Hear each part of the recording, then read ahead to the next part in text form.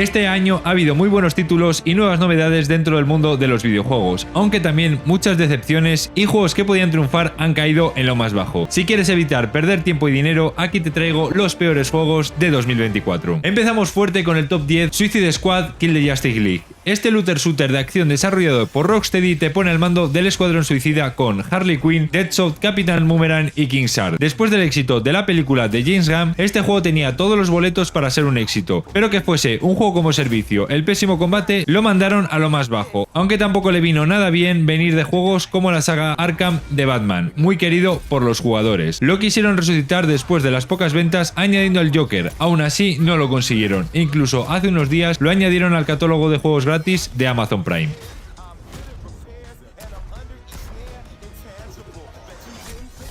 En el número 9, con una nota que no llega ni al 6 en Metacritic, el cuádruple A de Ubisoft. Y es que en Skull and Bones tendrás que buscar fama, fortuna y poder empezando con un barco pequeño y una tripulación real, enfrentarte a enemigos peligrosos, saquear y construir tu reputación. El juego se creó después del éxito de Assassin's Creed 4 Black Flag, uno de los juegos más queridos de la saga. Los viajes en barco tenían una sensación de libertad nunca antes vista. Skull and Bones tuvo muchísimos retrasos, cambios durante el proyecto y una salida bastante pobre. El precio, que sea un juego como servicio y tener una competencia tan grande como Sea of Thieves, lo llevaron a lo más bajo.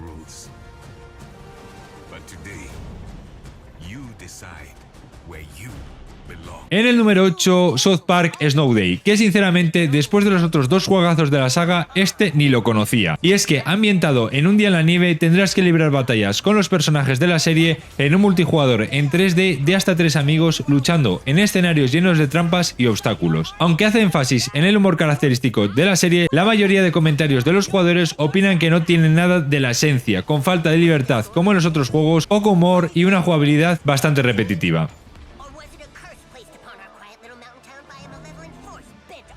En el número 7, Star Wars Battlefront Classic, y es que este me duele enormemente porque era uno de mis juegos favoritos, con batallas a gran escala en los diferentes escenarios de las películas de Star Wars, desde las clásicas hasta la venganza de los Sith. En este, además de poder combatir con diferentes tipos de soldados, podías manejar Jedi o Siths, y lo mejor, hacer batallas espaciales donde tenías que destruir la gran nave enemiga, ya sea infiltrándote o combatiendo en el espacio. Este juego se centró sobre todo en el multijugador, aún así hubo muchos problemas con los servidores y muchos jugadores lo dieron por imposible, con caídas constantes y bastantes fallos dentro del juego. Personalmente no tiene sentido haber sacado este juego como una muy entre comillas reedición cuando te puedes centrar en incluir mecánicas que buscan los jugadores en nuevos juegos de la compañía. En el siguiente puesto están Foam Stars, y es que si sigues los eventos de videojuegos lo verías anunciado, y es que seamos sinceros, era la copia de Splatoon de Square Enix. Pasó tan desapercibido que no se vio a nadie jugándolo, y es que en 2 meses de su estreno perdió al 95% de sus jugadores, también eclipsado por uno de los que serían los mejores shooters de los últimos años, Helldivers 2. Actualmente los jugadores que quedan se están quejando del matchmaking dentro del juego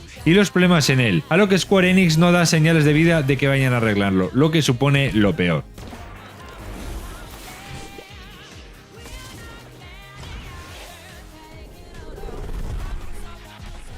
El siguiente me sorprende bastante y tiene la misma nota que el anterior. En el puesto número 5 está The First Descendant, y es que este looter shooter gratuito muy parecido a Destiny y Warframe desarrollado por Nexon ha salido recientemente y ha tenido muchos jugadores de entrada, con mucho contenido y muchas cosas que hacer. Aún así entiendo parte de las quejas, ya que después de jugarlo unos días en PlayStation 5 es verdad que el rendimiento en ciertas zonas es pésimo y también se hace bastante repetitivo a la par de fácil. Muchas de las misiones que se tienen que hacer multijugador trabajando en equipo las puedes hacer solo. Muchos jugadores, además del rendimiento y bugs, aseguran que tiene potencial y espero que pulan el juego para que mejoren las notas en general y convertirse en un juego que se asiente en el mercado.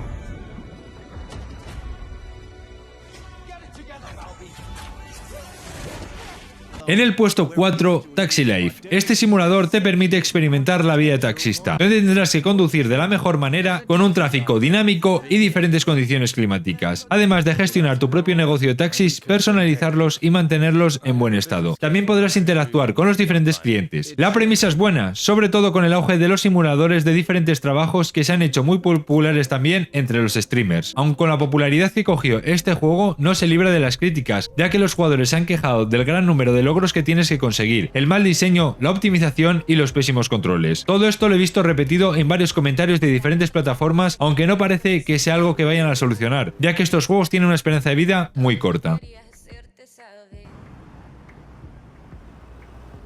En el puesto número 3, Teenage Mutant Ninja Turtles Arcade Crash of the Mutants. Este juego ofrece combates cooperativos, y ya, porque el juego es verdaderamente malo, y más teniendo muchos beat'em up en el mercado, incluso de la propia franquicia, mucho más disfrutables. Gráficamente no destaca en nada, es muy simple jugablemente, y lo peor es que dura 1 hora. Casi tardo más en decir el título que una persona en pasárselo. En un juego que vale 30 euros. No soy de los que basan el precio en el tiempo de juego, pero yo creo que hay un límite. Si os gustan este tipo de juegos y las tortugas ninja, en serio, jugad al Shredder's Revenge.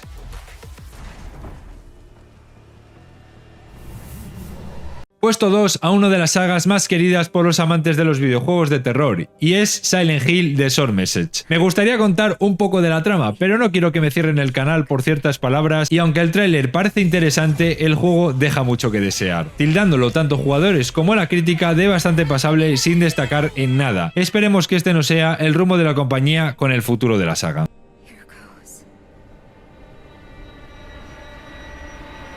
En el puesto número 1, un juego que personalmente cuando vi el tráiler pensé que valdría la pena, aunque fue muy pronto para sacarlo, Jujutsu Kaisen The Cursed Class. Y es que siendo uno de los mayores animes y más queridos de los últimos años, y con el éxito que ha tenido a nivel global, era lo lógico que sacaran un juego de peleas al más puro estilo Naruto Ultimate Ninja. Solo se quedó con el estilo. El juego, como dije al principio, lo sacaron muy pronto, ya que en el momento Jujutsu Kaisen no tiene tantos personajes como para poder desarrollar un juego mínimamente competitivo. Los que lo juegan dicen que literalmente solo se juega multijugador con 2 personajes. Pero aún así, si quieres jugar la historia y los combates con tus amigos, el juego es muy flojo, con su falta de contenido y un estilo de combate bastante deficiente. Es en este punto cuando te das cuenta de que has hecho un juego malo, cuando toda la crítica te ha puesto suspensos. Esperemos que aprendan de los errores y los futuros juegos sepan lo que buscan los jugadores.